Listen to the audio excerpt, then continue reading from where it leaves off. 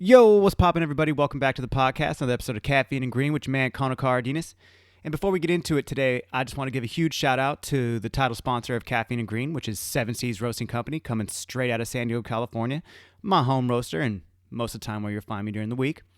Now, what's so great about 7 Seas Roasting is that we're doing things a little bit different in specialty coffee. We're working with coffee farmers in villages in Laos and Vietnam, and we're bringing those coffees to life. But along with that, we're also showcasing other amazing coffees, Colombia's, Ethiopians, Guatemala's, Mexican coffees, which is coming down the pipe, so get ready, y'all. Now, full transparency, I am the head roaster at 7 Seas, as most of you know.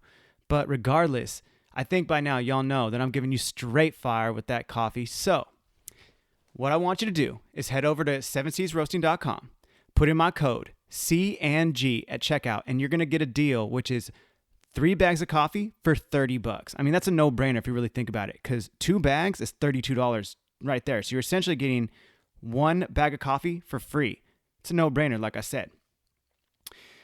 Now, right now, we have the El Jaguar, which is amazing. It's chocolate. It's nutty. It has a little bit of orange zest up front. We also have an array of new Lao coffees. The Katuat Village, we have the Phodom Quan, and we also have the classic Setapung. Now, we also have some other things coming down the pipe, again, like I mentioned, so be ready, but that's what you have to choose for, and we have amazing, they're amazing coffees. I really hope you guys enjoy it, and again, use that code C&G at checkout. That's CANDG, and you're going to get that deal 3 for $30. Now, unfortunately, the charity coffees, which is the Kaha Collective and the Spikes Roast, don't come in this deal. But you still have so many coffees to choose from, it's all G. So head over, guys, C&G at checkout to get that deal. My guest today, Dimetrus Collins. You also might know him as Derm. He's one of my oldest friends. He's been on the show multiple times, and just wanted to have him come over, check in, say what up, talk about his life, and just enjoy time with my homie. So without further ado, Derm Collins, this is your time to shine, homie. Let's go. Give me caffeine and green. It's your boy Connor. What's good? Good. Caffeine and green. And we are live. What's up? Derm Collins. Welcome back to Caffeine and Green, sir. Thank you very much, sir. Glad to be back. Let's get a cheers. All right. Oh, I'm scared of this. Yeah. Cheers, buddy. Cheers. Fuck yeah. Drinking whiskey here. Mm-hmm. Wow. All right. Yikes. Kano gifted me a bottle of Bullet Bourbon Frontier whiskey. Yes, sir. We're sitting here sipping that. Thanks for that, dude. That was really spicy and delicious. Dude, that was I just watched you take a shot of it and like, oof, you're a champ. Oh, did I look weird? No way. I'm sipping on the rocks, bro. I gotta dilute mine a little bit. You look good though. Thank you. You know, pineapple glass, stay fresh. That'd be cool if I had pineapple flavoring on the inside coating, or that would be pretty interesting. Some new shit right there. Dude, what if you got like the oh my god, the lemon. What the hell am I thinking? Oh, it's like, I cannot even think. Chamoy. You get the chamoy on the inside of the rim. There you go. And like, in that way, when your drink's pouring over it. What you do is you pour on like micheladas, you pour I don't know what the candy sauce they put on micheladas is, but the stuff that goes over the edge of the glass, they pour it inside of the glass as well as the chili powder. That's what I'm talking about. So it pours in. I also do the same thing with my chocolate syrup and when I put ice cream. And when I make ice cream, I don't use a bowl. I like to use a pint glass, and I use chocolate syrup, and I spin the glass in a circle and pour the chocolate in, and it coats the whole inside of the glass. So you're just scraping chocolate off the walls the whole time you're eating it. You do this now? Like my whole life. I did this like 2 nights ago. Yeah. Dude, you're yeah. You're like a child at heart. No, when you see it, it looks really decadent. It looks really pro. It looks good. All right. Fair enough. I'm telling you. Maybe I'll make you one. Dude, you should definitely make me one. I want to try this. What kind of milk are you using? You know what? I just use ice cream. I don't use. Ice cream. I don't use like milk. Dude, that's fucking crazy. What? Wait, are you talking about a sundae? No, I just put my ice cream. I don't put it in a bowl. I put it in a pint glass, like a milkshake, but I just eat it out of a glass instead of a bowl. Okay, I got So you. I could do the chocolate thing, and it's just more fun to eat. It's all like, I don't know, the bowl is all wide. The glass it like feels like a cone, but it's made of glass. So. That's buttery. Do you ever like make like a root beer float or something like that? I don't get down with root beer. Actually, You don't get down with It's root beer. not my thing. It's definitely not my thing. I think it's really gross. Yeah, root beer is not my favorite, but this conversation. Yeah, I don't like the Coke floats or root beer floats. I don't really mess around with too much soda. Yeah, we're drifting off. Yeah, I'm not even. Yeah, we're just talking about. I think it's cool though. Nonsense right now. I'm gonna dive deeper into it. I don't really mess around with soda, and now I don't like try to. Like I like ginger ale, but Coke, it's too heavy on my stomach. It's like I like Squirt. I like weird sodas. Squirt. But I only drink like 3 sodas a year. I usually just drink water every time. 100%. Yeah. Or orange juice. Orange juice I fox with. And apple juice. Dude, I stay away from juice as well. For the standpoint, dude, drinking a full glass of orange juice is honestly one of the worst things you can do. It like overloads your kidneys, I believe. Could be completely wrong, but it overloads and it's like your body can't process it that bad. Dude, it's hella bad for you. We could say the same thing about a rack of ribs, but dude, yeah. I mean, yeah. I'd definitely fuck with some ribs. you know? All right. How do you eat your chicken bone? Like, do you eat like to bare, or do you leave like cartilage and stuff? Well, my father is full African American, so therefore I have African American in me, so I clean my bones off. Okay. Completely. To the bone. Sometimes the bone is not even left. I got a chicken wing spot. I got to show you. It's right around the corner from here. So, dude, I'm down. So Kano just moved into the neighborhood in San Diego. That's where like all the young people live that are just out of college, that are before they're getting married type thing, like the 20-somethings to 30-somethings. And he's finding out that it's a very warm neighborhood, and there's a lot of people he knows walking around. And everybody walks everywhere we go. And I just found out last night he lives up the street from me, so we decided to do improv. Yes. Little interview here. We did yeah. Well, the thing is that I was going to have a podcast regardless tonight.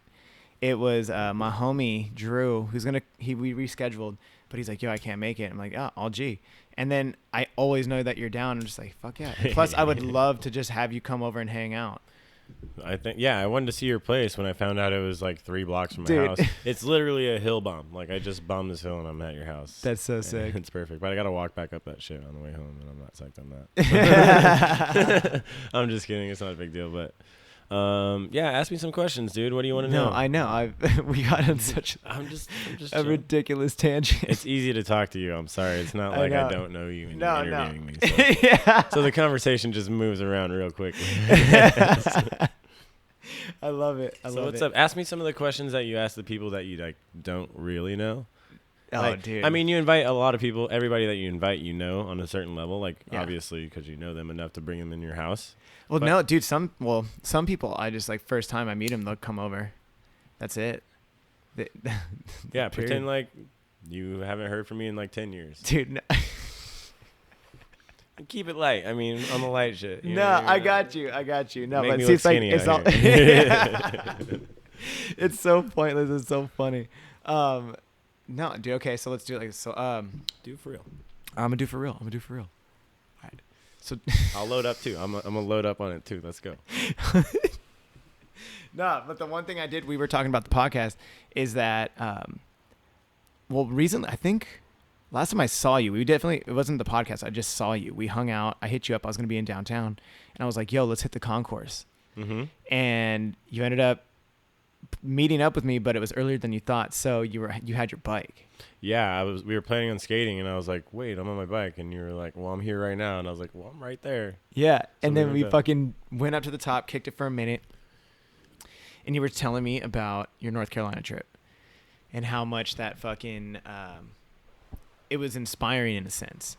You felt so motivated, and you were out there with all these like professional skateboarders. You went out on your personal vacation and you kicked it with them. Yeah. So you got to live essentially what, almost every kid would want to, or any skateboarder period, not even just a kid, but a skateboarder would want to do. You got to see gnarly tricks go down. You know these dudes. You got to meet up, and you got to explore. Yeah, absolutely. It was really, really sick. Excuse me. I was out there for 2 weeks, so it's a good chunk of time to like visit a place. It wasn't like a regular vacation that's like 3, 4, 5 days. So, and since I was on my own vacation, just where the team was on that toy machine trip, I can come and go as I please. I wasn't stuck with them. They weren't stuck with me, and like I wasn't doing anything I didn't want to do at any time. And there was a lot of time while I was there that I spent by myself, just lurking around because I was so interested and intrigued by the whole place. It's the East Coast, you know what I mean? It's a totally different world than California and San Diego. So it was all brand new to me. There's lots of civil rights history on the grounds there, right where the skate shop is. So it was like a trip walking around. So I at the first day I got there in the middle of the like evening. The first night we went skated, ate some food, went to sleep. And then the first day, the first full day I spent there, I hung out with a dude, John Martin. I call him Cynthia because his caller ID comes up as Cynthia on my phone. It's funny. Why is that? I don't know. He doesn't know why. He's like, there's nobody named Cynthia in my family. But yeah, shout out John Martin. He's the best fucking dude ever. He's 21, has El Camino that hauls ass, and owns a skate shop and has his own house. It's sick. 21, he owns his own skate shop and a house. Yeah, it's sick. But that's how North Carolina is. It's a trip. It's like, it's so different that like you could do shit like that out there. And I'm like, how do you do this? How do you do this? And it's like, everybody just kind of has it set up like that out there. Like, oh, you just rent houses. There's not like a million people stacked up on top of each other. So there's just a million apartments everywhere. It's super spread out. So it's just, you rent a house and it's connected to the forest. Your backyard is like a big yard connected to the forest. But anyways. Whoa. Yeah, dude, it sounds intense. It's super cool. It's super cool. There's like, in a good way, of course. There's like lightning bugs, or what do they call them? Like, I think I'd call them lightning bugs or other. Yeah, places. I saw your Instagram when you were out there. They were like flying around and shit, lightning bugs. Yeah. So anyways, the first day I was out there, I'm in the middle of downtown Greensboro, North Carolina, where the shop is. It's right at the front of Elm Street and right in the middle of downtown. It's called Stellan Skate Shop. I was walking up and down the downtown area, checking out all the little shops. They have little shoe shops and little, excuse me, fried chicken places. I ate some really good shrimp and grits out there. That was like the best thing I had. And I was like just tripping out. Everybody's super nice. Everybody greets you. Like you walk past people in California, everybody's on their phone. You look up at them and you just look away. You look back down. You just go back to your life. You don't interact with the people, but it doesn't matter who you walk by in downtown. Every single person looks you in the eye. And they say, hi, how you doing? And just keep walking. They don't want your attention. They just acknowledge you. You know what I mean? Every single person. And I thought it was weird because it's just not how we do it out here. But at first I was like, why is everybody talking to me? Do I look weird? Do I stand out that I'm not from here? Is that what's happening? And I'm by myself. But I just realized everybody's just humble. Everybody just is welcoming and warm. And when people started finding out, like, oh, I'm from California, I was afraid to tell people I was from California because I don't know. It's like what? I was just reluctant to tell people. You know what I mean? Like, yo, I'm from California. I didn't want to sound like one of those dudes. Super yeah, cliche. like, hey, yeah, I'm sick as fuck. Yeah, you know what I mean? Like, I would just tell people like, oh, I'm visiting a friend from out of town, just on a skateboard trip, and just let them know. And then like people would be like, oh, where are you from? Like, oh, I'm from out in California, San Diego. Like, just keep it chill. You know what I mean? So, wasn't trying to be that flashy dude. So, and people were all like, I was expecting for people to be like, whoa, California big shot or something, or just think it was weird. Cool guy. But they were like, oh, cool. Well, welcome to North Carolina. It's beautiful out here. California is wonderful. Everybody comes out here, so they have all like every strangers you talk to, like, oh, I've spent some time in Los Angeles. It's pretty weird. Like, blah, blah, blah. But you're like, oh yeah. I'm like, I think it's lovely out here. I'm like taking it all in, and everybody's like super nice. And I was like afraid of racism. I was afraid of I don't know what to expect. You know what I mean? I'm a kid from the West Coast who hasn't been anywhere, but I didn't know what to expect, and it was super nice. Going to South Carolina was super different, but super nice, and just exploring that zone. And it's like, this feels good. Like, this zone feels good. Like, all the people are nice. It's cool how it's attached to the woods, and it's just quiet. All you hear is bugs. You're in the middle of downtown, and all you hear is bugs and, like, birds. It's not like buses and cars and homeless people, which I live right on the main drag, so that's all I hear when I sleep. So yeah. It was a totally I've noticed different. that. It was if you watch my Instagram, you'll see there's always some hijinks happening outside my bedroom window.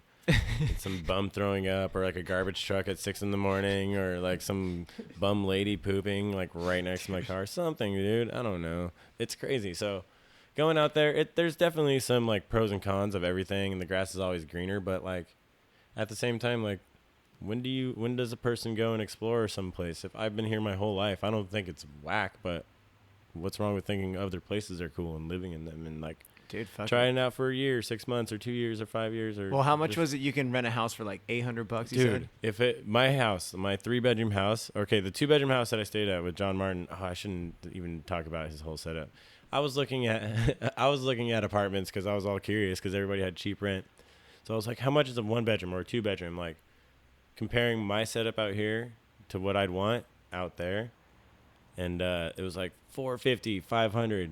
$550 for like a 1-bedroom, like 650 square feet apartment, which is like right up my alley. I'm not some like rich dude, or I don't have a bunch of money, but I just need some space. I want a 1-bedroom. I don't want a studio. But I'm like, $450, $500. What the fuck? I pay $700, $800, $500 for a room out here. You know what I mean? Like, easy. That's standard for a room. There's no way by myself in California that I can afford a place alone, like a 1-bedroom, like on my income. And I'm not going to change up my job because I like the whole skate thing I do. I do this side job on the weekends, cooking. Yeah, I have talked about that. Yeah, I have my setup. It's all perfect. And, like, I have my lifestyle. I have my happiness. I have, like, my struggle. So I have a perfect balance of everything I try to do. And I'm like, I don't need to change this up. I worked so hard to get here. So I'm like, oh, man, if I made this much money, like, which is not a lot out there, like, I can kill it out there because I have this mentality, this California mentality. Just hustling. And everybody out there moves slow because it's just slower moving, you know what I mean? Well, how about this, though? What about this, though? Like, we talked about that a little bit. And you were talking about how you had this analogy where you're like, you had an analogy about high school to life. And that was really interesting to me because for somebody, I feel like myself, like, yeah, I definitely get down for sure. But there's a lot of things that I'll do that, like, I think that analogy that you said to me. I don't remember what I said. Oh, bro, okay. You said that, like, to get by is, like, kind of average, and that's, like, a high school student. That's, like, a C. And you're like, I'm being, like, a C right now. And then you were like, but you and you're, like, pointing to me, and you were like, yeah, but you're, like, an A. You're doing it. And I was like, dude, fucking not even. Like, I struggled just as much as everybody else, and it's fucking hard as fuck, right? Oh, yeah. But you did say at the part, you're like, but if I, like, people out there, like that C becomes like an A because like you have that like that hustler mentality where things are slower down there. Yeah, it just moves at a different pace, and I see I could take advantage of something. You know what I mean? Yeah. Like, I don't know. So yeah, I remember. Well, that analogy I remember though. That. Go ahead. It was something that struck a chord with me for the reason that I was like, okay, well, if you can be an A student there, honestly, you could still do it here. But the thing is that how I wanted to ask you is like, how would you? Do you see what I'm saying in a sense? Like, if you think you can be an A there, bro, like, it definitely. Why don't I just bring that mentality where I'm at? Yeah, and then just it's gonna take a little bit of time, and you're already doing it. You're already crushing. But like, what's the next step to elevate that? The thing is like trying to think about that whole analogy and how I explained it last time is like my lifestyle. I know where I sit. There's people that make the food, and there's people that eat the food, and you just have to know where you sit. Cooks still eat. People still have to make their own food. You know what I mean? Like, you just have to know where you sit. And I know my pay grade. I know my experience. I know where I belong. And it's like, I could use this experience out here to be this, or I could use my experience out there and be something way different than anybody else out there. Like, come out of nowhere. I don't know. I'm just trying to like be optimistic about it because it's something I kind of want to do, but I definitely see the bad side and like being alone and like trying to struggle and do this whole thing by myself. Out in North Carolina? Like, yeah. Nah, bro, you be chilling. Exactly. You be chilling. Like, I think 100% you should definitely go pursue this. Yeah, and it's not like I'm 21 where I'm like, I'm just going to live in my car and sleep on my couch or something. It's like I have like I'm not leaving tomorrow, or I'm not even leaving next year. I don't have any plan. No, I'm talking about it's just like a goal. A plan. It's just something. It's something to thrive for. You know what I mean? But have you thought about pursuing cooking? I was doing that before I got into the skate industry. Actually, before I got out of high school, I made a cookbook, and that we had this senior project thing. Every kid had to make something, carry it with you all 4 years, and like become good at it, and present it at the end of the year. Mine was cooking. I made a cookbook by myself that had breakfast, lunch, and dinner. Sick. I presented this whole 10-minute speech. I was really into cooking when I was a kid, and then that's how I got my first job at SeaWorld cooking there. And then I was doing that for like 5-6 years, and then oh shit, started skating a lot with Tommy guns and Yeah, all the the good fun. times. And then I got a taste of the Black Box Warehouse, like just hanging out in there, then skating Black Box skate park In Lemon Grove. all the time. Yeah, skating all that spot and hanging out there. And like, oh, this is where I want to be. I was a kid, you know what I mean? I'm like, I want to do this. I could do this as a job. I could just hang around skaters and just ride skateboards all day and pack boxes. I want to do that as like an 18-year-old. And then when I turned 22, right when I turned 22, I started working at Black Box just from skating with all those guys and just being around, you know what I mean? And like That was like the heyday too. Facebook just got invented and like everybody Dude, oh, let me tell you now, son, that's so right when Facebook back in my day we used so no, Facebook just came around where everybody was logging on it, like Instagram, and everybody was connecting, and I was like, I kind of know Jamie Thomas, and I like the park was kind of like falling apart, and I was like,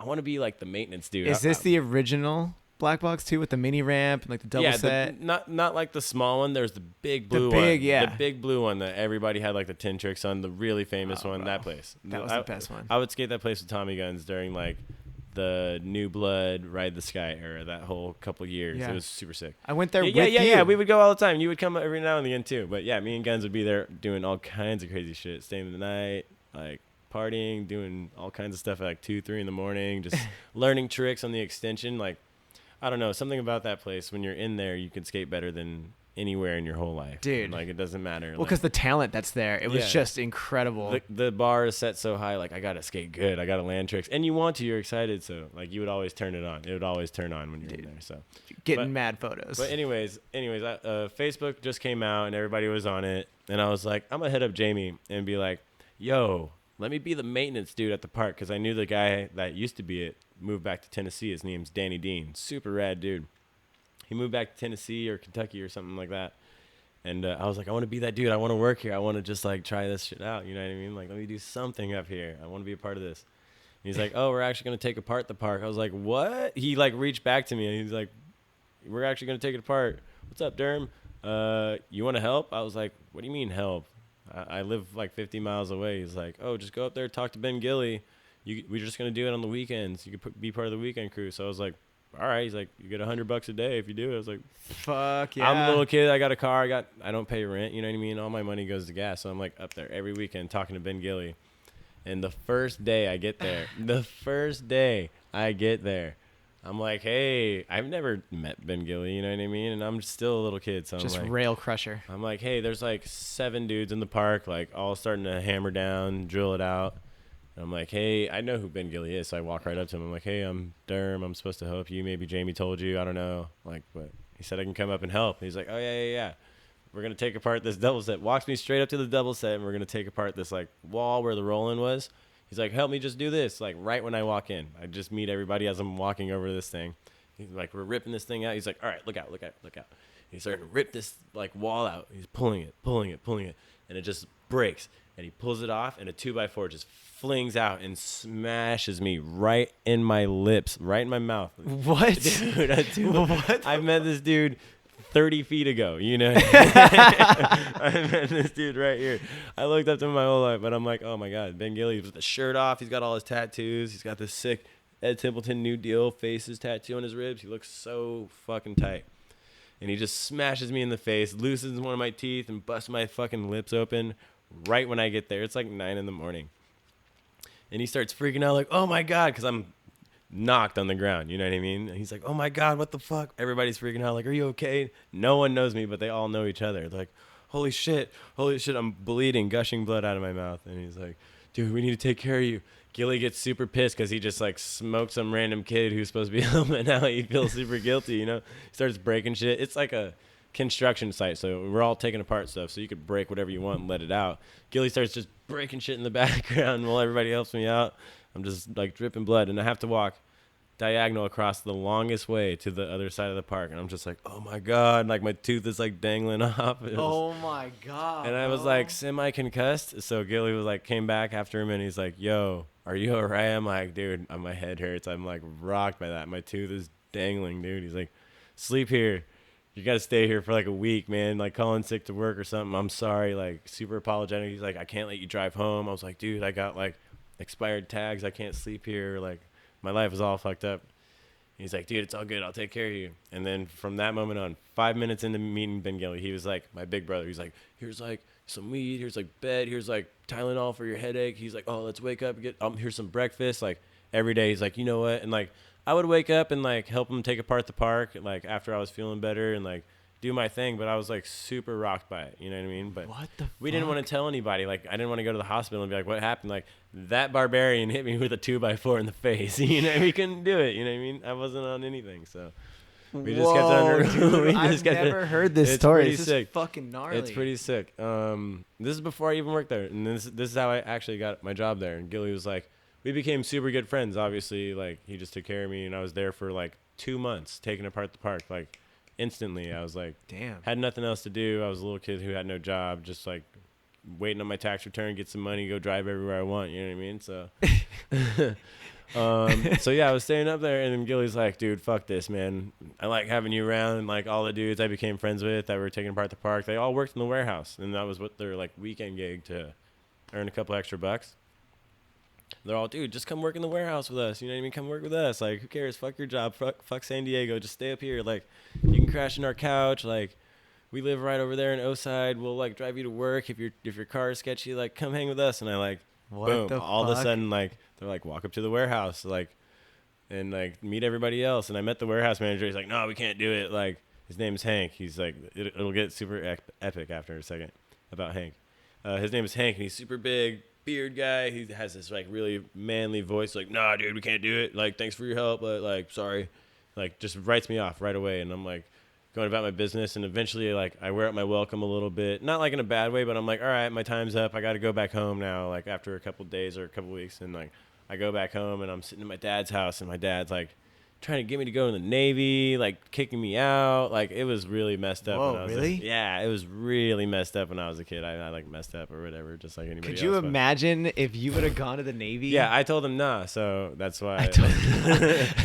Yeah, he was in the Navy, and it really straightened him out and like set his life up really good. So he was like really down for me to go. He didn't push it hard, but once I started slipping up when I was like after I turned 18 or after I turned 21, when I started like being a little bad kid, it like got to that bad point. Adult, bro. Yeah, you're still a fucking kid when you're 21 and 18, dude. Yeah, hell yeah. I'm just fucking with you, look bro. at some 18-year-old like, get the fuck out of here. You know what I mean? Bro.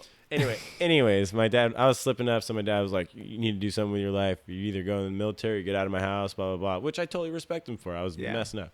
And I was like, I'm out. And he wanted me to take the Navy. He was like, later days. So I had to like rough it. Was he in the Navy?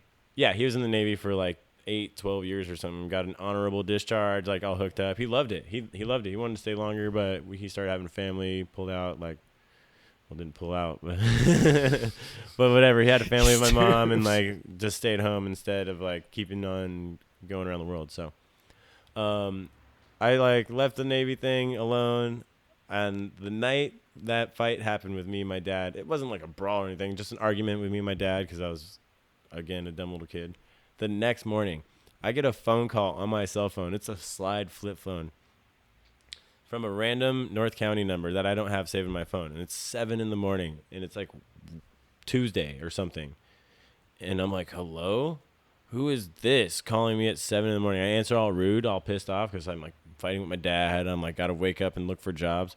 He's like, hey, this is Hank at the Black Box Warehouse. Is this Durham? I'm like, yeah. Instantly super nice. I'm like, yeah, what's up? He's like, we got a slot for you if you could work up here. I know you live super far away, but would you be interested in working? I'm like, yeah. He's like, can you work full time? I'm like, yeah. And he's like, sick. When can you start? I was like, what time is it? He's like, 7. I was like, what time does work start? He's like, 8. I was like, fuck, I could get there at like 8:30, but I could start today. He's like, get up here right now and start working. So I left my dad's house, picked up all my shit right there, and just drove up to North County, parked my car in the parking lot, and slept in my car, and like slept on couches every now and again for like 6 months, and just saved my money in my trunk, like behind my like brake light, like super sneaky, because I didn't want people breaking in my car. Dude, you're so gnarly. I don't know. They knew I lived in the parking lot. So gnarly. They knew I lived in the parking lot by myself, so I would like hide all. I would cash my checks and just take all the money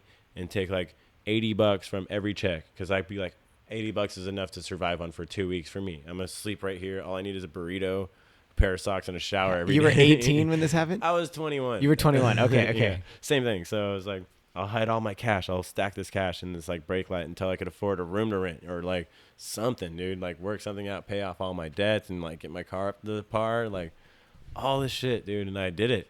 I did all that shit. I saved all my money. I got Kurt a job up there like 2 months later. I was like, because me and Kurt were like bumming it together, and that's who was my roll dog when I was living with my dad. I would like leave my dad's house and go run the streets with Kurt and be like, I don't know, we get drunk or just not. We would just be like super broke and see how much money we don't have together and be like, oh, I have 16 cents. He's like, I got 23. Together we can like maybe get a 50-cent oatmeal pie at the liquor store and split it in half. You know what I mean? Dude, fuck. Some serious shit, dude. Me and Kurt what the fuck? Me and Kurt go deep, and people don't even understand. And like, I don't even care. I'm not gonna like throw like crazy stories out, but that was one of them. No, you're not. You've been telling stories the whole time. This is great. I'm not gonna like throw any people under the bus, but me and Kurt, when we were younger, we used to like, I met Kurt and we just like started rolling together like instantly. He was a friend of a friend. My friend took me to his friend's house to like go watch a show. It was Kurt's house, but we weren't there to see him. And I was like, yeah, I'm going to go party with this dude. He looks sick. We just became best friends after that. Like that one night. And we would just go hang out. And then I was like, dude, I work at Black Box now. You got to get up here. He's on the same thing as me. Like house is like all a little fucked up because he's like blowing it. You want the little one or the big one? Let's get that little one. His house was like a little shady because he was like messing up like a little kid. Fuego. Yes. And he needed a job. He didn't have a job, so he was on the same tip. And I was like, dude, I think I can get you a job at Black Box. Just come up here, like Mar, me, like a couple people up here. We'll just Marissa Del Santo. Yeah, Marissa Del Santo. Yeah, like I was like, a couple of us will walk you up to the warehouse manager, and be like, dude, we're hiring people. Hire this guy, and it worked. And everything was just working at this time. Now he's the team manager 0. Yeah, now he after everything at Black Box, like Kurt was like one of the last dudes to get hired that didn't get fired during the whole firings, and he survived all the like everybody quitting, Black Box going under, like everybody getting fired.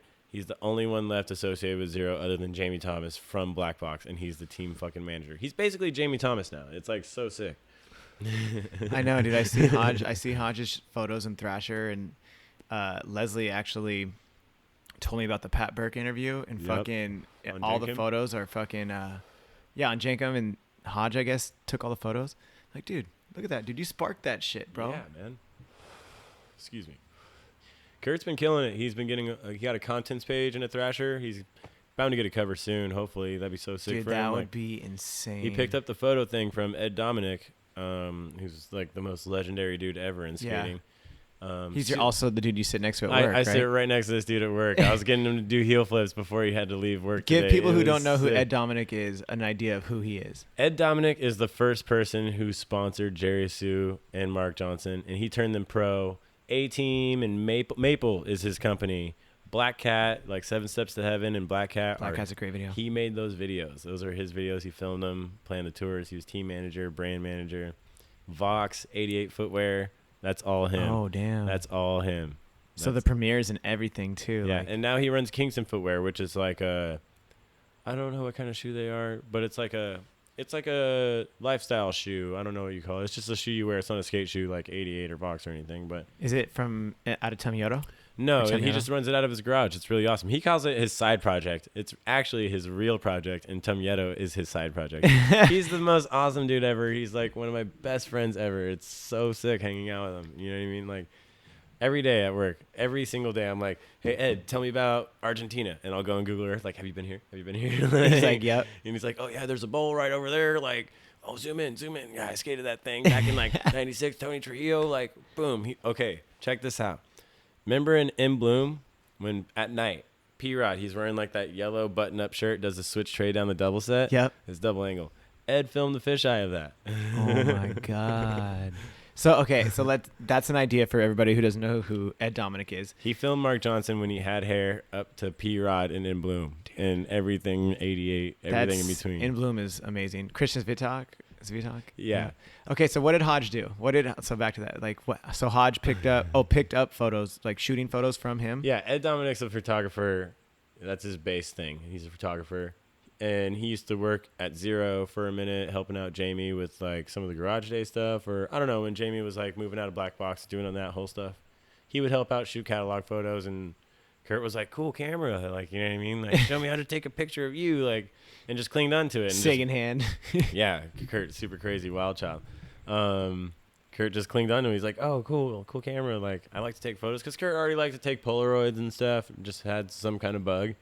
And Ed Dominic was like, oh, you're my little protege. Here's some camera gear. Like, I could tell you're, like, really interested. Try to use this. And Kurt turned it into, like, Thrasher content pages and interviews and stuff. And it's just the beginning, so. That actually leads me into what I wanted to actually talk to you about as well, is you guys just had a new 30Gs premiere. Yeah. The video was so great. I didn't know what to expect. I wasn't expecting anything bad or anything, but it was so cool because it showed every single person in the group like had 1 or 2 or 3 tricks. You know what I mean? It was like a lot of like us behind the scenes and really got to see like the vibe of everybody. It was such a cool video. We got this little dude, Lyric. I think he's 12. I don't even think he's 13 yet. I think he's 12, 11 or 12. We just put him on the shop. And he had some footage in there, and everybody was super stoked because he's like a little Vista rat, loves skating, and he's like VX only. Like, is he steezy or what? Oh, he's so sick, dude. Super he's steezy. So sick. I mean, he skates with like he'll hop in like the van like at the shop. Like Mikey Brick and Ted Brick. Mikey Brick has a van that sits like 7 or 8 people, so he takes that skating and drives all the boys around. It's like falling apart, but he drives it up to SF and back. He does like everything in it. He'll have like little Lyric and his little homie in the back seat, and we'll keep it super clean when they're around. You know what I mean? Super G-rated, just because like they're still it's hard enough under 12. You can't even go skate with them. Really, we can't even have them in our car, to be honest, without their parents. Like but they're just skating, and we're just skating, and that's just how it is in the skate world. You know what I mean? It's like, oh yeah, come. You just want to go skate to the skate park? Like yeah, we're gonna drive over there, and like you can hop in our car, little man. You hang out at the shop every day. So little Lyric is so sick, and he wears a helmet when he skates. Oh, what? He like goes on handrails now. He board slides handrails. He like hits me up. He's like, yo, where's that in SD? Because he's up there. He's like, is that an SD spot? He DMs me on Instagram. He's like, dang, I want to try to board slide that. It's like City College 7 rail. Like, yo, that's so sick. That's you know tight. what I mean? That's super sick. He's like, I know you live down there, and that's supposed to be down there. Like reaching out for spots. He wants to board slide. It's like a legend. He's like, that rail looks familiar. It looks famous. He's like, did people skate that? I'm like, yeah, it's super famous. Like, YouTube it, kid. I want to board slide it. I'm like, yeah, dude. You get that board slide. Like, normally you see kids and they're like 7 years old and like kick with back Smith at the skate park. You're like, dude, I'm so over all this stuff. But like, to see some skate rat who's just going to be good, you know what I mean? Like, oh, you're going to be able to like kick flip 12 stairs when you're 12 and stuff or something. I don't know. You know what I mean? Like, just some little prodigy that you raise. Dude, is it so? What's the premise behind the 30Gs? Because it's been footage party like for the last couple of videos. What's this video been? Was it just all right, I got this. So we went on a trip to San Francisco. The whole time it was footage party. It's everybody does it. This is the 30Gs trip is this what it was? Yeah, I'll hit it, dude. Trust me. I'll hit all the bases. We'll cover it. It's always been footage party when we just like had our own little rented out rooms and we'd go film tricks, go hang out in Mikey Brick's room, and like smoke some weed and watch our clips and log them. We didn't have a video, but we would just like film clips and log them. They were sick clips. And then eventually we had enough clips to like make a video. Yeah, and we're like, what should we call it? Footage party. So that's what it started. And then eventually, a couple years down the line, Mikey Brick got a skate shop. So him and his brother own a skate shop called the House of Vista in Vista.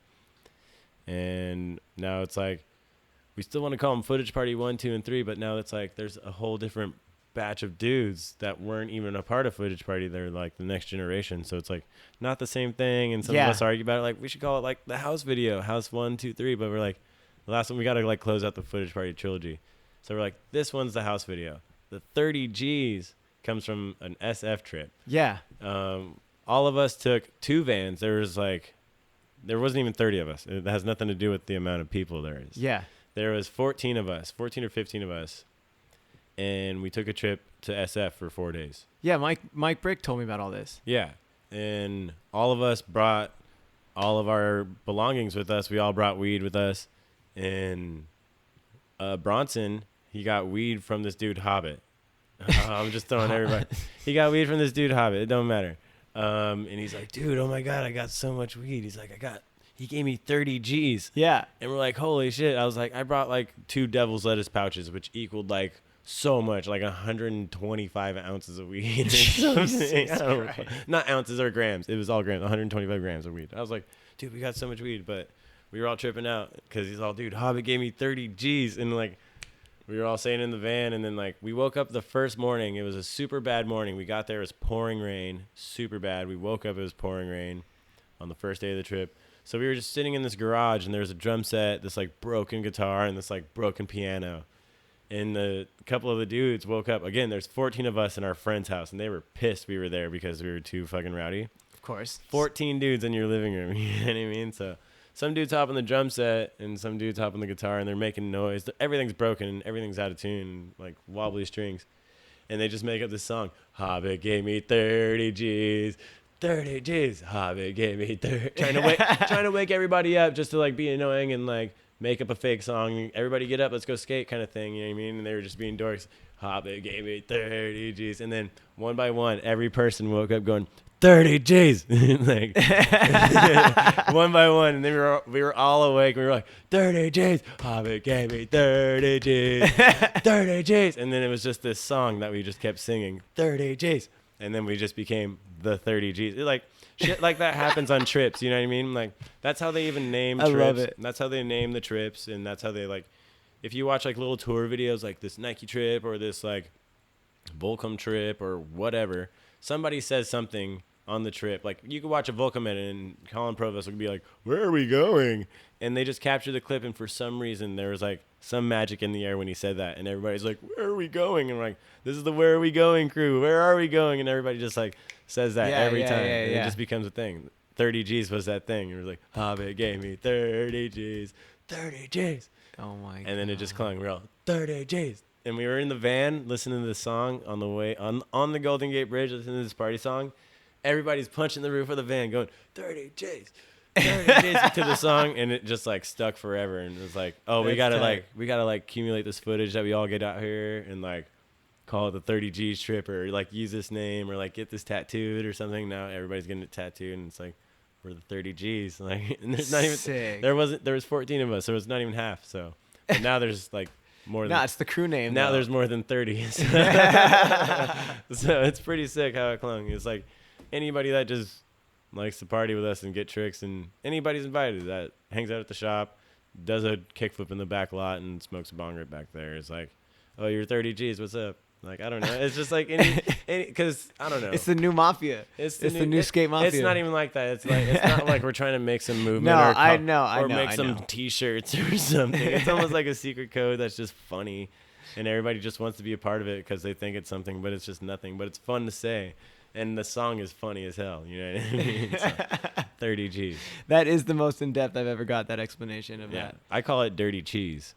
Dude, you brought it up the very first time you were on the show, and then Hodge brought it up, and then Mike Brick like gave like a very brief of it, but then he told me it was because of the 30 G's, like the weed part. But I've never heard how the actual name happened. Like that. So together between a million of us, there was more than 30 grams of weed. You know what I mean? Obviously. There was so much more than that. And it's probably even more if you think about it, because you're probably rolling spliffs as well. Nah, dude, we fucking. Oh, you're just going straight weed? No.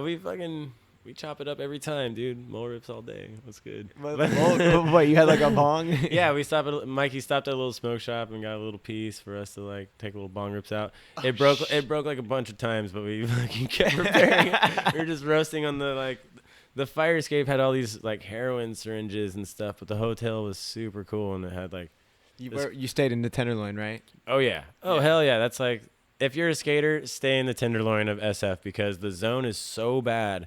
And skaters have like such a bad rap, and you guys are going to party anyways. Stay in the Tenderloin. Everything that's happening around you is worse than anything your crew is going to do. So you guys can just like let loose, and like there's dudes like bucking heroin and pooping on your feet. And there's also like rich people around, and like you can just skate in the middle of the street. It doesn't matter. You can just be yourself out there. No one gives a fuck. Everybody's numb to everybody. So Tenderloin is the spot to stay and do your whole partying. Damn, that's how you think about San Francisco? That's tough. And it's like, there's this bar there called Edinburgh's Castle, Edinburgh's Castle. Edinburgh's Castle. That's the skater bar. That's where you go if you want to like, they'll kick you out. If you and your skate crew go to any other bar in the Tenderloin, they'll straight up kick you out. Be like, you guys don't belong here. Go there. Everybody, they did that to us. Broad daylight. We're all completely fine. It's raining. We just want to grab a beer, grab some breakfast before we even party. You know what I mean? Before we even skate. So we're like, yeah, I'm gonna grab a beer and some breakfast. we're with the crew, dog. We're with the crew. There's a beer in the hand always. We're on vacation. All right. I got you. We're out of our fucking zip code. So you just said it so nonchalantly, though. yeah, we're starting our day. So and it's raining, so we're like, okay, let's keep it chill. Let's figure out where we're gonna go. Where are we? Let's stop in this bar for whoever wants to grab a beer. Let's stop in this little spot to grab a bite to eat. And everybody's like, don't come in this bar. Like, you skaters can't come in here. Go and eat at Briggs Castle. And we're like, what the fuck? We just want to grab a beer. Like, not all of us are even coming here. We're not even doing anything wrong. You know what I mean? They're like, this is where you go. Everybody's like, get out of here. This is where you go.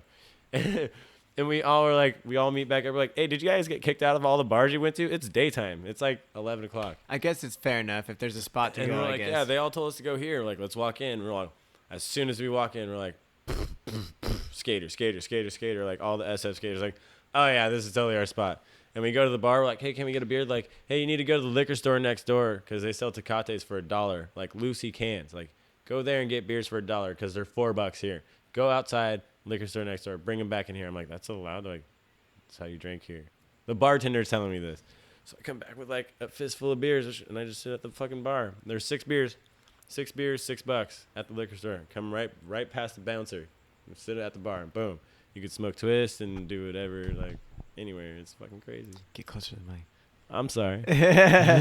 Dude, there was a bar that I went to in the TL. It's like Whiskey Thieves or something like that. You ever go to that one? No, we were stuck at Edinburgh's Castle. That's it. Dang. We made it. Well, dude, no, they used to. We might have walked in. We seriously we took like, we bombed hills to bars, like tried to get out of our little zone and explore, but everybody kicked us back out. And we're like, where's this Edinburgh Castle? And it's like, right across the street from our hotel. Get kicked out of our hotel and we find a new hotel. We drive in circles for like the whole day trying to find a hotel. Wow. And we're like, oh, there's another one. This is the one. We found it on our map. We're like, we'll stay here. Get the room. We stay in. We're like, where are we now? We're like, we're literally on the other corner of our old hotel. And that's the same bar. We're on the same street. We're like, oh, let's go back to that bar. It was so killer. And we walk back in and everybody's like, these fools again. It was so sick. It was so sick up there. But yeah, 30 G's. 30 G's. Dude, I love it. Those are my G's. Those guys skate so tough, dude. I like how they skate. They're all street skaters and kill it. They fucking kill it, yeah. Everybody is so different. Such an eccentric crew. And, like, it's almost like we all hate each other, which is, like, the perfect thing. You know what I mean? Like, everybody has their own dynamic with everybody, but we all love each other. And it's like we just talk so much shit to each other in the group text, but we have this, like, camaraderie where, like, we all know, I don't know. It's like super cool to have brothers like that. It's just your homies. Of like all ages though. It's like cool having friends that are like skaters, like feeling like you're 16 in high school with your skate crew. But like I got an iPhone, you know what I mean? And I'm like sitting at work and I like talking shit to my little crew like, nah, fuck that. That fool's okay. He's not the best. Remember when you're still talking shit like that? Hey, no, yeah, we always get down, dude. We talk everybody talks shit on the skate shit, and everybody loves some stuff. But, hey, Val Arkenstone said it the best. He's like, on the amount of content that we get on the daily basis, I only fuck with the people I really fuck with. And I was like, I like that. Yeah, I definitely agree. Because the people you're going to watch. Like, yeah, if you're like, oh, you're that one dude. And I'm like, no, I don't have to watch that. Yeah. You know, dude, did you watch the new Miles Silva's part? Yeah, dude, he's amazing. Or Miles Silva, right? I think it ends with an S. Miles Silva's. I don't know. He's amazing. That dude. Dude, that part was so gnarly. I don't understand. People talk about the fake stees and stuff. What fake stees? I don't know. Like how he like just lands all drippy wet and super buttery. Like, dude, because that's just his steed. And I'm like, wears a fucking pinky ring. I'm like, dude, like regardless, like his tricks are there and you cannot fake that. He switch flipped over like this wall down like a 2-story drop. Yeah, and landed buttery. It was so fuck. He's all boom, and I'm like, you can't even fake that. You can't fake that landing. Dude, that's how he lands. That switch flip, the last trick. That's how he skates. Dude, that is. He did an Arto Sorry, but like 2019 Arto Sorry, he fucking tray flip and then front feeble back 180 down a rail, and then the same rail in a fucking Jordan jersey nonetheless. The fucking scrape. Dude. Like meter is like way up there with a basketball jersey on, and then he does switch tray to switch front feeble back 180. And you're like, that's gnarly. And he lands it exactly the same, all wet as fuck. And you're like, ah. You're so good. Dripping. He's so great to watch. Drip. Like every trick is so amazing, and like you have to love it, dude. Like you have to be like, that's so gnarly. Even if you're like a different kind of skater, like switch heel back lips and like everything he does is just so good. Like the tricks are undeniable. And backside big spin, back tail, heel flip. Yeah, so much style. He's just so amazing. And I like to skate I like skaters that skate like that. That's how like I wish I could skate, you know what I mean? Like growing up, like I wish I could skate lots of gaps and skate big rails and have like sick ass style. Like so when I watch skaters like that now, I'm like, those are my guys. Like I think Shane O'Neill's buttery. You know what I mean? Dude. People are like, oh, he's such a robot. I'm like, robot. Who cares? I'm like, robot is different, but I'm like, Shane O'Neill's like Mark Johnson, but the new version, the millennial version, or whatever you want to call it. That's like he dresses cool. He does cool tricks that are hard and insane tricks. Insane stuff. Everything is just like, even if it's on something super tiny, that means it's just going to be that more fucking gnarly. Yeah, and I love it. And people are like, that dude is like, I can't even watch that. And I'm like, I get it. Like people are like, he's too good, and it's like not even fun to watch. Well, then let's shift gears everything. though. Let's shift gears then. Tell me about when you saw Jaws do that kickflip melon. Oh, dude, it was amazing. It was amazing. Yeah, back in North Carolina. He kickflips. If you watch Jaws' new part with that band that he like collaborated with, that's super sick. A couple of those tricks were on that trip I was on, and I got to watch him. And one of them, he does a kickflip melon over a double set rail front side. And it's like a 12 flat 9 or a 12 flat 10. It's 22 stairs. And there's a sidewalk, so it's 23 stairs. And he did it in like 6 tries, and it was like the sickest thing, seeing that in person, helping him like move the golf cart and bondoing the crack. And like the dude, John Martin, who runs a Stolen Skate Shop, he lives right around the corner from Greensboro College in North Carolina.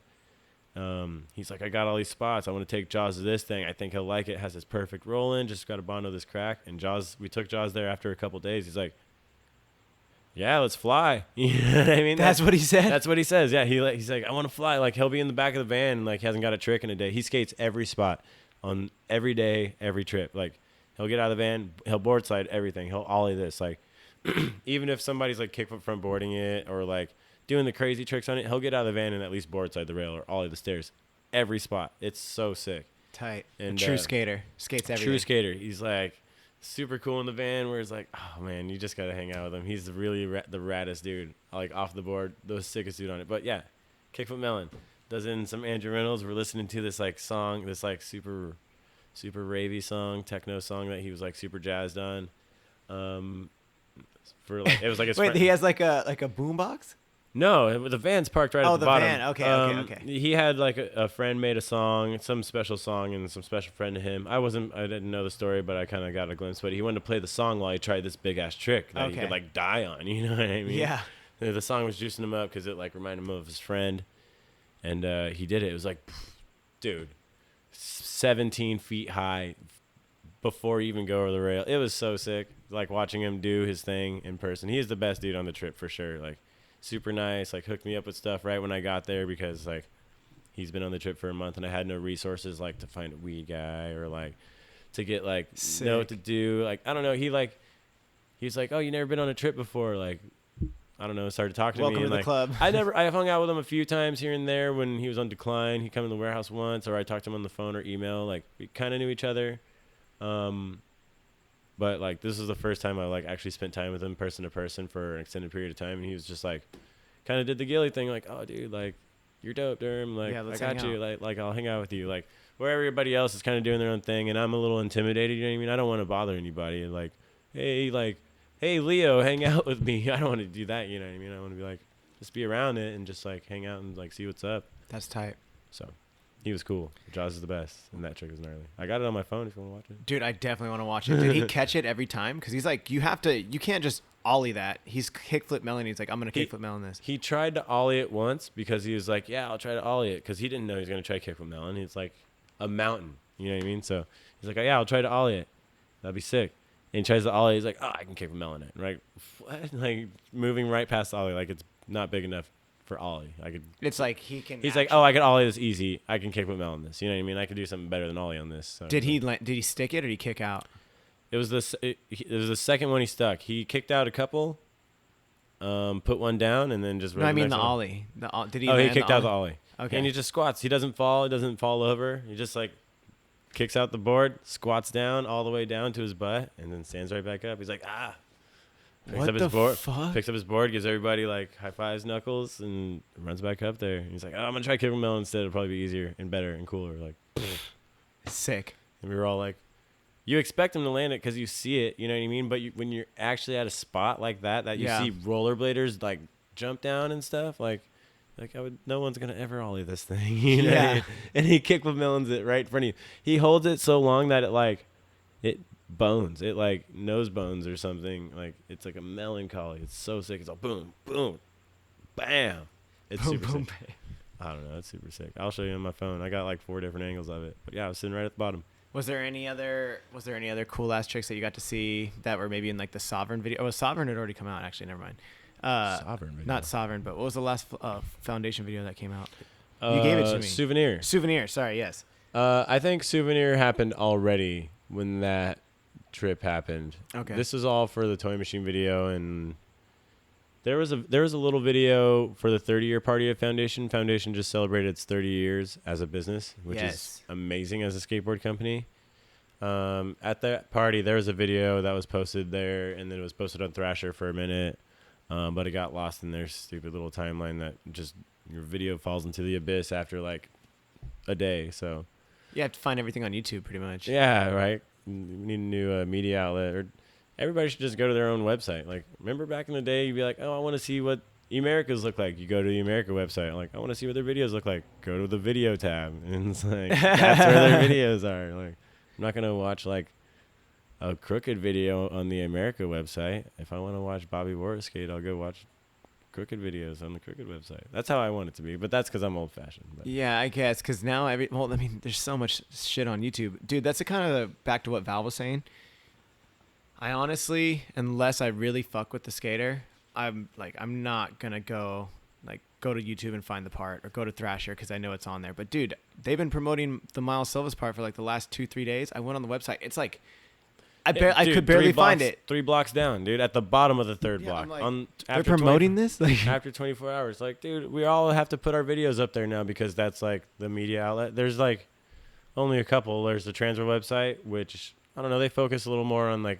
They do their thing, and they have a lot of like sponsor me tapes and like checkout kind of stuff, and they have their own content. But Thrasher's like the like matriarch of all this stuff, and they're like stronghold in it. I mean, it's sick. I mean, everybody goes to the website, and it's awesome. They have all this content, but it's like I miss going. I remember the America website used to have like little cartoons you can interact with, and then like the Black Box website had a bunch of like 10 tricks with like John Alley and like that was sick. I remember that those, website, yeah. and you just go to where you wanted to watch. It wasn't just like everything's dumped here and you just pick and choose. But that's just because I'm old-fashioned. Everybody likes it a little quicker. And back in the day, and they used to have like Vital Skate, and then they had Trans World, like Skate Mafia Saturdays and shit. Where you had. I'm not saying to take for brands to like take things off of Thrasher. I'm just saying like put them on your website too. Like they probably do. Honestly, give them to.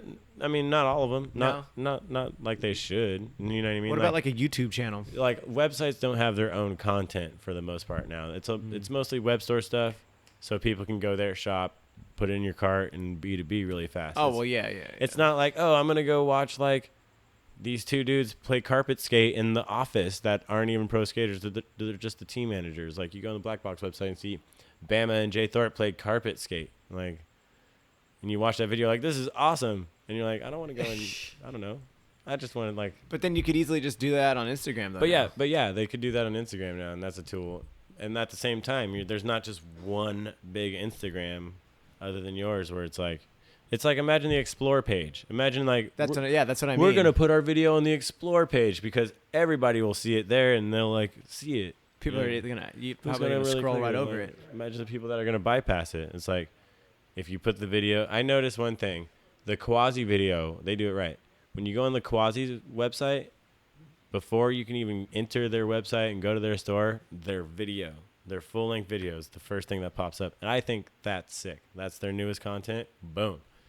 And it's like you have to watch it. You have to click away from it to get to their store or to go to the next site to do anything. You know what I mean? It takes over your page. Like you go to quasi.com, a video plays, and then you have to like pick or choose if you want to watch it or not. I think every brand should have some shit like that. But also, like, you should be able to, like, oh, the Crooked video is also on Thrasher. So, like, if you don't want to go on their site or you missed it or you're just here, like, you could watch it here. We're a media outlet like YouTube. Like, I could watch something on TV, but if I missed it, I can go to the media outlet on YouTube and check it out. Do you not have that at Tumyeto? No, we totally do. We're gonna put the Toy Machine video on there and like have the whole rollout, and it's gonna be sick, and we're really excited for that. Like, just kind of have a whole takeover of the site. You know what I mean? Which is great because everybody goes there. Everybody be watching our content for more than one day, so there'll be more than one thing to watch. So that's how it evens out. You know what I mean? But I still think we should do that. I think that's a great idea. But I also think like we should have content on our own website that draws people directly to us, not just hoping while they're hanging out here they like our stuff and go into there. Because then if you're on the Thrasher website, you just watch our video. It's supposed to direct you to our website, but that's like as fast as people move their attention span. They're like, I have to go to another website just to go do this. Like, it should be right there. Like, I watch the video, close the video, now buy my product. You know what I mean? That's just business. So yeah, put your content on there your you website. go, little salesman right there. Hey, I do my job, man. And it's a little bit of a fight with like shops wanting to do premieres and it being online first or this or that, and it's a little bit of a pickle, but trying to figure it out. But that's my view, and I think I've talked to people about it, and they're like, oh yeah, that makes sense. Like, you should have content on your website. I mean, I think that'd be sick if you can get like a high caliber skate shop. I mean, like Cowtown used to do that all the time. Like, dude, we used to have shop premieres all the time. We normally do, and that's how you draw people into the skate shop to buy Toy Machine boards out of that skate shop, and it's like, that's my job. So when like I just post the video online, people are just laying in bed when they wake up, or they're taking a shit on the toilet, and I'm like, oh, I'll watch the Toy Machine video. That was cool. No website to go buy anything, or no incentive to like. You close the video, there's no like, oh, I'm psyched on Toy Machine. Like, now you just watch the video, you're stoked on it. I thought that part was sick. I want to be just like Jeremy Liabres. Like, I don't know what board he rides, but I'm gonna go skate now. And it's like, well, the video's over, and now 2 days later, it's 2 pages down on Thrasher. You know what I mean? So yeah, that's tough. I mean, well, they're like a Transworld is still around, but it's only through online now. Yeah, and now it's like if you use one, you can't use the other. You know what I mean? So. Dude, yeah, I don't really watch.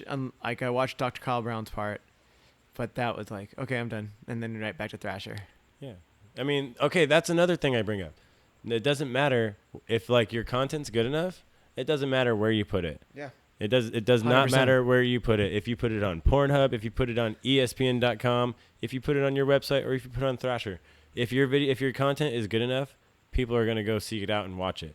If Mark Suchu has a part coming out, or no, let's just say the Miles Silva part. Say that part came out yesterday. Say it was only on the Adidas website.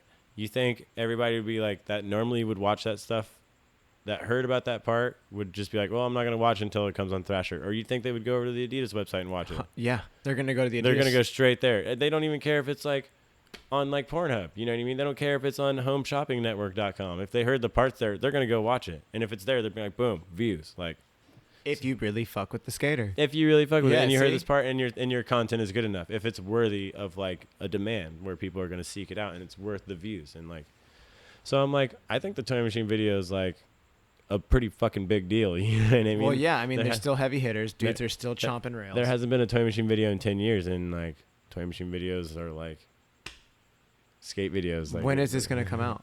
October 2nd is the premiere. Oh, damn. So yeah, you're going, dude. I got you. Dude, October 2nd, there is some... Wait, it's in that's a Wednesday. That's a Wednesday in Hollywood, so strap in. Oh, my God. There'll be another one, actually, on, like, the Friday after. Down here? I think in Costa Mesa, too, but it's on a Friday. Oh, but it'll be, like, stupid free, and, like, everybody's invited, so if you want to go to that one instead, like... We'll figure it out. That would be a lot of fun. But, yeah, what I'm saying is, like, the Toy Machine video, yeah, if we have a 20-minute, 16-minute foundation video... that's like a promo video with like one part on it showcasing a dude, like I can understand like tossing that right up on Thrasher. That's pretty sick. Or having a premiere, tossing on Thrasher. Maybe not even having shop premieres or even spreading the word. Just be like, here's our video. Show it to everybody.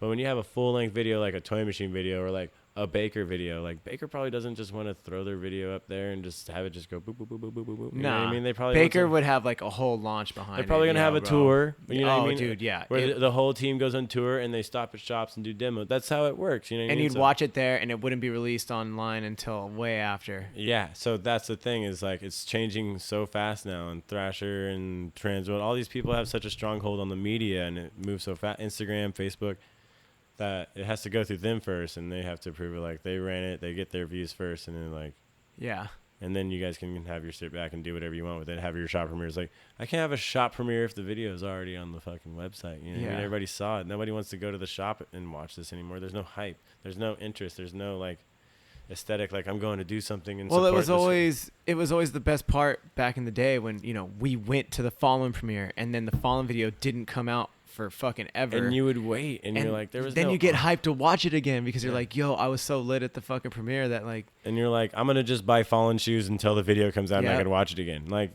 it just creates like this whole atmosphere of the brand, and like that's how skating is ran. It's not ran like fucking Chili's or fucking Skechers and Nike. You know what I mean? It's not run like that. It's like it's real mom and pop, but we're letting all these dudes like, oh, these guys know what to do. Like I don't know. Perhaps I'm saying too much, but I don't give a fuck. It's my job, dude. Dude, are you still trying to go to Soup Plantation? Because it's 8:23. It's too late, dude. It's too late. Let's keep it going. If you got more questions, change it up. If you got more, we can wrap it up. I'm down to say some more stuff. Am I talking too much? No, you're definitely not talking a lot, but we've definitely already killed an hour. Sick. I was gonna say we could just finish it, and then we'll just hang out afterwards, and we'll just do some. Let's do a couple more. I'm like in my rhythm. And all right. I've only taken one shot in the beginning. Well, hold on. Let's do that then. I'm missing Soup Plantation, so I'm not driving anywhere. Pour some more of that whiskey, sir. All right. You're out of ice too.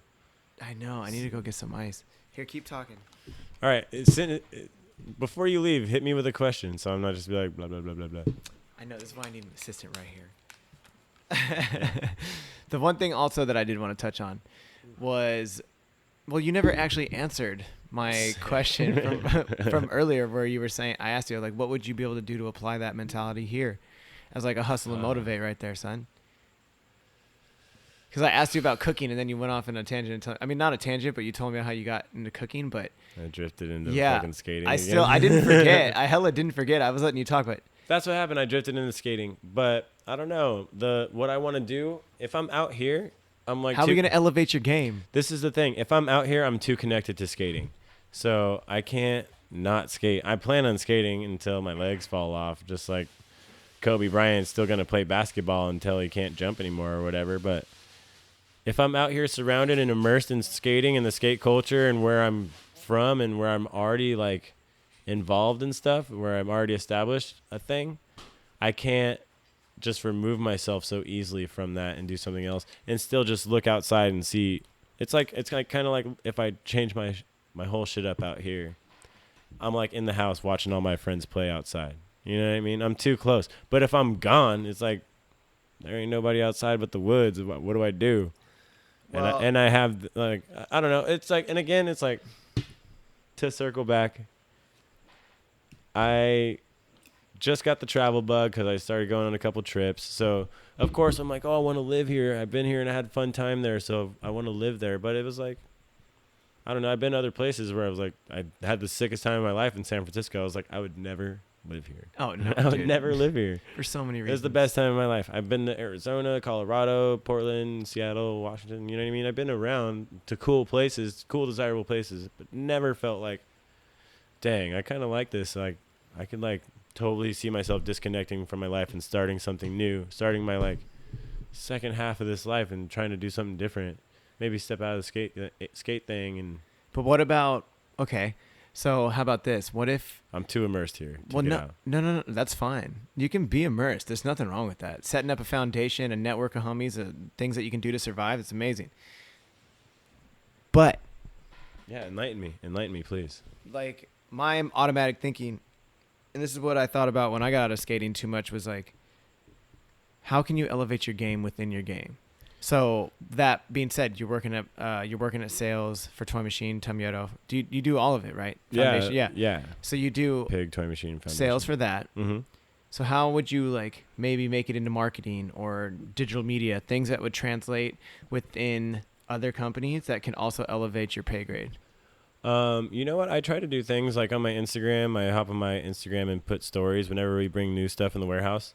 And I get a really good response from that stuff. I mean, some people think I'm acting like a dork, which I totally am. And It's I'm just totally fine. It's like, I know I'm acting like a dork. I'm just being stupid and killing time. It's what I do for work. So, but I also, all my shops follow me and they use it as a tool. Like, this is what's new. This is what it looks like. This is what size the board. Some kid might see it too, and they're like, "Yo, I want that board that Derm has." Yeah, and a lot of people tell me where they're like, dude, you need to do this for real. I hope they pay you really good there. Or like, you should do this. Like, I've gotten like a job offer to be like, you should be our social media guy. Like, I don't want to work for Kleenex and do Instagram videos for Kleenex. I don't care. I mean, like, if they're paying enough. you know, I'm not like that. You know what I mean? Where I'm like, I'm not just gonna cough up my whole life, like everything I'm passionate about, to go make more money. Just You know what I in mean? the middle of that You story. know- By the way, guys, when I wipe my nose, I use Kleenex. Shout out Kleenex. And then you're like, love it. Yeah, Kleenex didn't offer me a job, but you know what I mean? I know. Like- I'm just kidding. I'm kidding. But no, people have been like, dude, you should do social media for us on the side, or like, dude, we'll pay you. Like, I'm like, nah, man, I do this for my job because it's fun and this is where I belong. And like, I love this. I do it on my lunch breaks, literally on my lunch break when I'm clocked out. So I do it for free. I don't even get paid while I'm doing it. So, and it's just because I want to do it. It gives me a chance to hang out in the warehouse and like hold skateboards because that's all I'm doing. You know what I mean? Like, look at this Ed Dibbledon board. It's brand new. I'm the first one to touch it. This is like what I want to do my whole life. So I try not to take that mentality for granted. And I try to use that as like not subliminally, but or indirectly. I just kind of do it, and hopefully like it works out that I'm doing my best, and like later on down the road, like I don't know. I'm not trying to push anybody to like make things better for me because my shit's so set and like it's so fragile right now that I don't want to mess it up, but I want people to recognize that like I love this stuff. I love skating. I love touching skateboards. I love showing them off. I love people like reacting to them. Like, what do you think of this graphic, or what do you think of this? And again, that goes back to like, you know, where you fit in the world. Like, I'm not a doctor. You know what I mean? I can't go to school and be a doctor now. If I can go to school forever and I'll never graduate to be a doctor, I'm just not that dude. But I'll ace a skateboard test. I'll ace a cooking test. Like, I know where I belong, and I'm like, I don't excel at construction. I'm not good at math or measuring, and I don't have the patience, or like, I don't have the mentality for that. Like, I'm not a construction worker. I'm not a server. I'm this, and this is where I belong. So I push myself. I do everything I can get my hands on and show off and show people and sell and like, oh, look at this board. I used to love this board, and Todd has one. Like, this is my favorite graphic of all time. When I was 13, like, I watched a video of Daniel Shimizu, and like, I want that kid that's sitting in 8th grade, 9th grade with his phone, like, who loves Toy Machine, to be like, dude, Fuck yeah. that board's sick, because that's me. You know what I mean? And I'm like, I'm just trying to still be that kid and like show everybody else like what they want to see. Not for me because I enjoy it, but for the outsider's perspective, like, dude, that shit's sick. Toy Machine is sick. I want everybody to like it as much as me, because if they do, I got a job. And I can keep my job in skateboarding. I don't have to come up with new goals and try to change my life because I don't make enough money and I need to just change my whole world and be making 30 or 50 bucks an hour because I'm this old and not do skating. I'm like, fuck that. Or even like a salary. Yeah, like, I don't fucking care, man. I'm trying to do my thing. Like, life is too short to be like, what am I gonna? Say I make twice as much money. The double the money I make will go back into skateboarding because I need to buy skateboards now. I'll need to buy clothes now. I'll need to buy wheels when they break. I'll need to buy $60 shoes every month. So my income will go right back into the stuff I get for free now that I don't have to pay for. So it's like, who the fuck cares what I do? I'm doing what I love, and that's what life's about. And all right.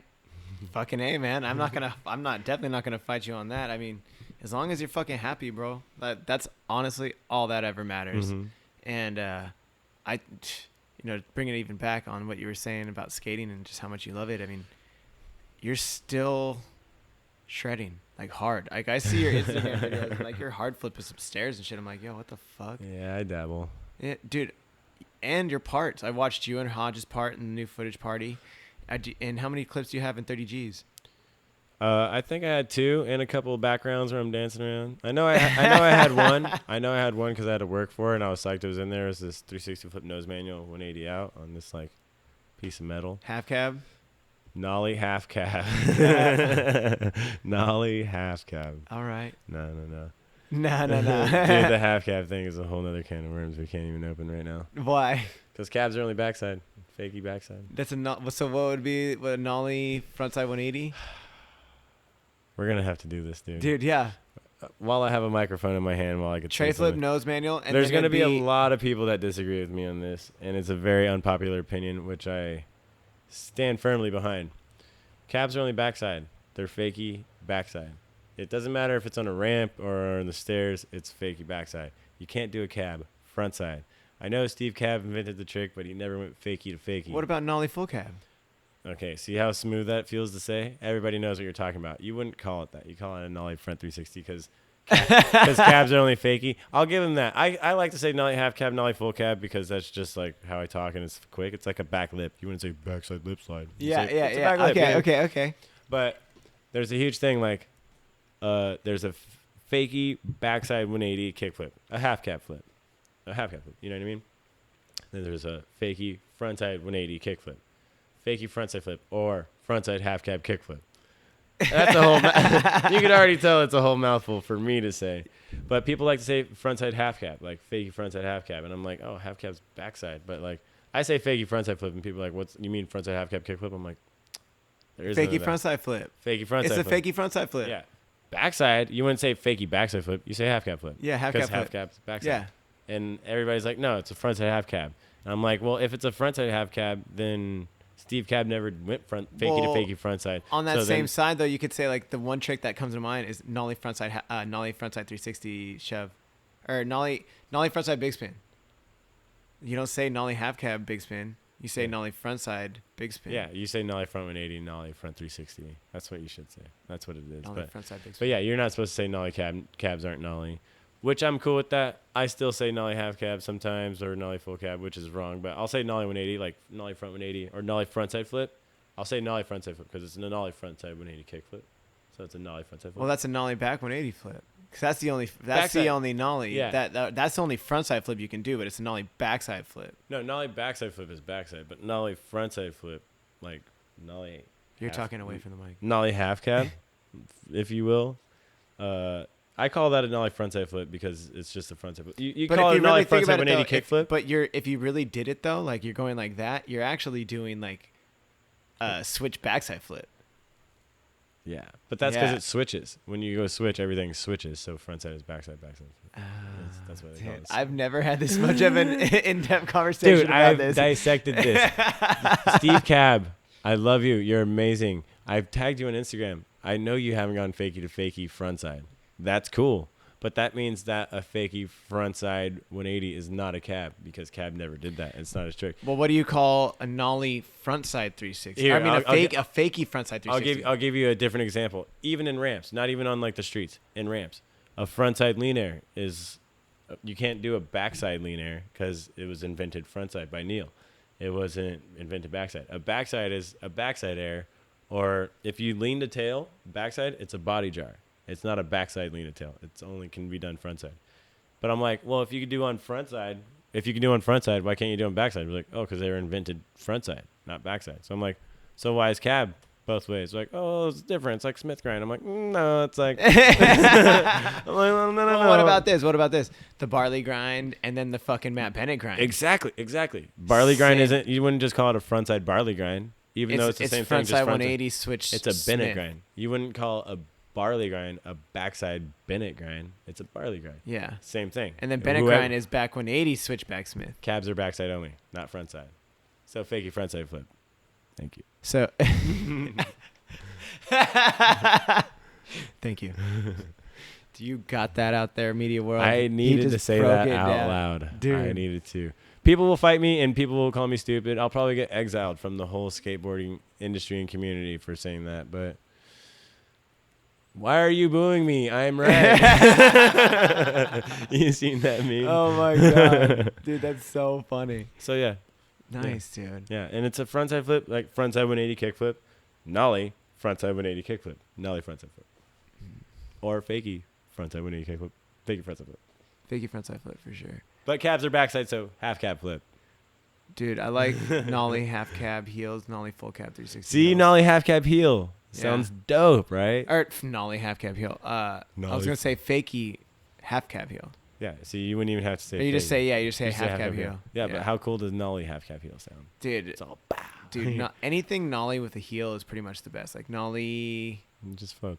Yeah, you're supposed to call it nollie front 180 heel flip. Nollie front heel. dude, nollie hard flips. Yo, butters. Let's take another shot and finish this up then, I guess. I don't want to be done. Let's keep going if you want. Cheers. This is number 2. Wow. I feel like I sounded drunk the whole time. No, you've No? definitely been fine.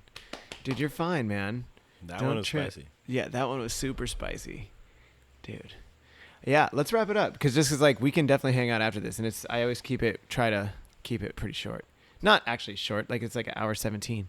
We're good, G. Let's go another 13 minutes. Let's cut it at an hour and a half. That's fair. That's fair. We just took another shot. It'll get interesting real quick. All right. Just keep an eye on the clock and let's cut it. We gotta make that pizza. Dude, We got a pizza to eat after this. nigga got a cauliflower pizza. Hey, it's healthy. North Park having ass. Lives Dude, across nah, the street bro. from the fucking... I'm trying to fuck around with some vegetarians. Okay, for real, on the real, dude. I've You been gotta go trying to Luigi's and eat some fucking No, crime scenes. Bro, I'm seriously just trying to get on a super health tip right now as we drink whiskey. But I'm Whiskey's good for you. It comes from the ground. kinda. I've been to Jack Daniel's to see how they make it. This shit is amazing, bro. It comes from a limestone. What's that? A rock? Like an aquifer almost. It's like just natural water that's been there, and they fucking pull it out of there, and then they distill it, and all. Dude, it's so sick how they make whiskey, bro. I'm not even kidding. I wish they would I make love water as like detailed as they make whiskey. Dude, water's natural, bro.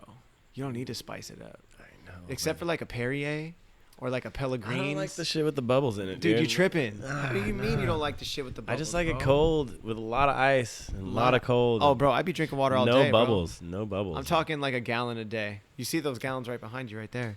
Dude, yeah. I had one. Oh, I almost dusted one right here. Yeah, dude. That's what I'm saying. Mm-hmm. Dude, All right, you we gotta got it. go. You definitely have you haven't been to Nashville yet, huh? No, but I was talking to this dude who runs a shop out in Nashville. I think he lives in Nashville.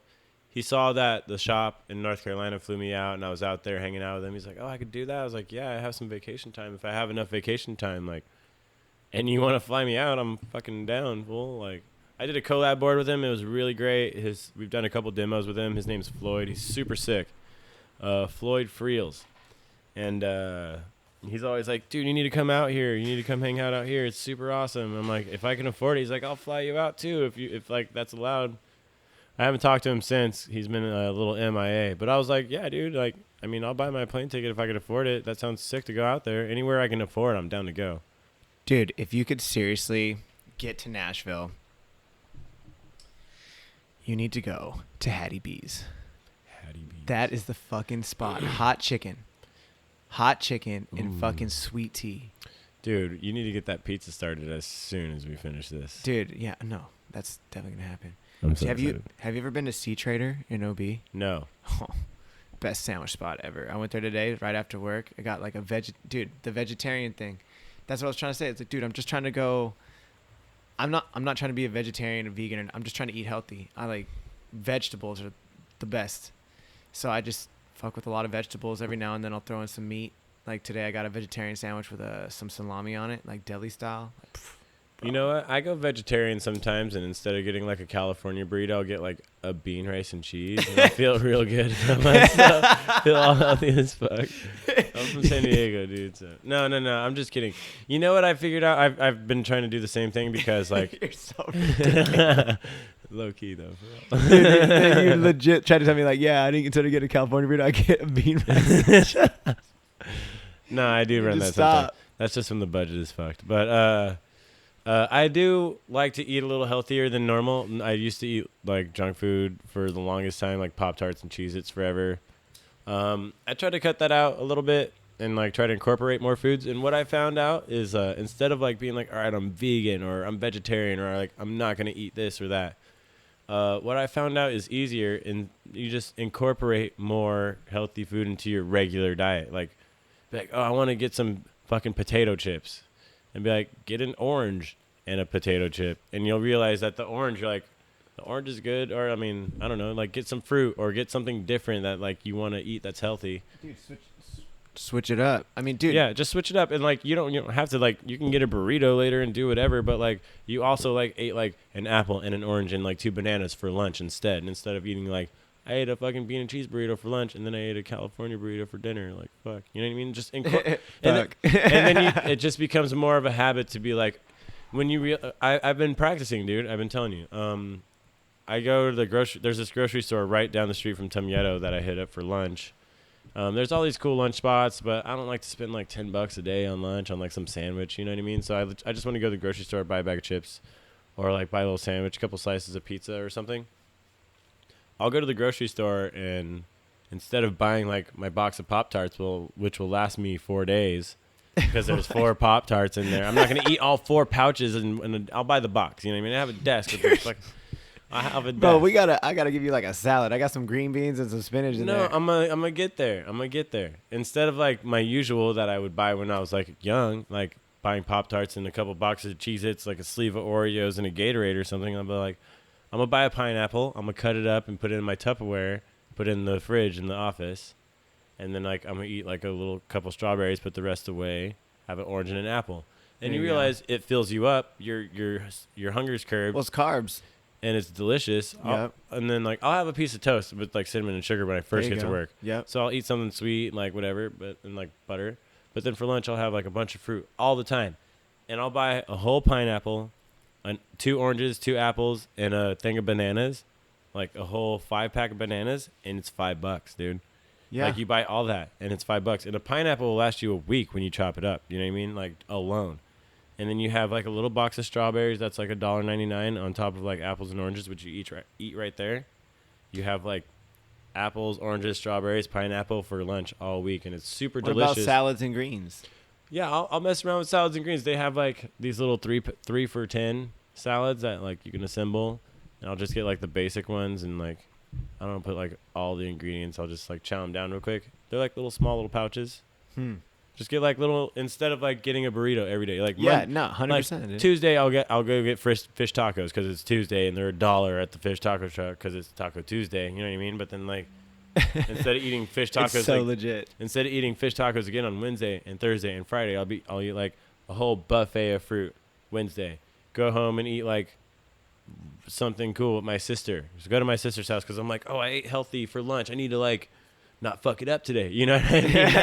I need to stay on my shit and not like eat something fucked up. So I'll hit up my sister and be like, hey, like let's have dinner. I'll cruise her house. She lives right down the street and she'll make me some super bomb thing that's like super healthy. And then like the next day I'll be like, all right, hot and ready time. I'm not eating healthy today. Boom. And then I eat like a whole pizza in one day. But if you just start incorporating like a whole meal in the middle of your day as like the healthy meal, not just every meal has to be healthy. You get into the habit, and because it's delicious, you know what I mean? Eating apples and oranges is fucking amazing. So, like, you get used to it, and you want to do it more. So, you get in the habit of incorporating those things, and it just naturally evolves into being like, I don't want to eat a fucking burrito today. I've just fucking been chilling. I ate a salad and an apple today. I don't want to fucking just send a burrito down right now. You know what I mean? Like, yeah. And then you're like, it doesn't even come to your mind where, like, you even want to eat some shit like that. You're like, I can't even fucking think about eating something like that. Like, let's eat, like, I'll have like a chicken taco and like a side of rice. You know what I mean? And like that'll hold me for now. And then later in the nighttime, you'll make a midnight snack. You'll make waffles or something. I don't fucking know. Waffles. In the morning, I'm making waffles. I don't know. No, bro, it's fucking legit, bro. Don't even trip. Does that make sense though? Yeah, but I think you can definitely. I could help you out with some health tips on that. It's too hard to go in like everything I eat's healthy now. Fuck meat and fuck this. I'm like, just like. Dude, you don't even have to say fuck meat. Just like. Beyond the health tip or like, yo, greens is life on the real. No. Incorporating more things. Yeah. Like, it takes. Dude, don't get me wrong. I'll eat some ribs. I'll eat chicken. Like, I don't give a fuck. Like I said, pizza. like I said, it was a practice. Like, I don't just like after one day, I was just like eating apples and oranges. It was like, I'm gonna grab an orange. and eat it with my like Pop-Tarts for some reason. And I'm like, I'm not gonna get the Pop-Tarts today. I'm gonna just eat the orange because that orange was bomb yesterday. It was like apple and orange, and then it just evolves into something else, and then I love it. I don't know, dude. You're getting me all loose with this whiskey. I need to stop. I think we're at an hour and a half now, right? Did the 10 minutes expire? Yes. Yeah, we definitely are. Oh, God damn it. No, you're fine, bro. We're gonna eat and we're gonna chill some more. We'll probably just drink some more of this. Darren. Let's do this. Let's drink all of this. I'm super down. Yeah.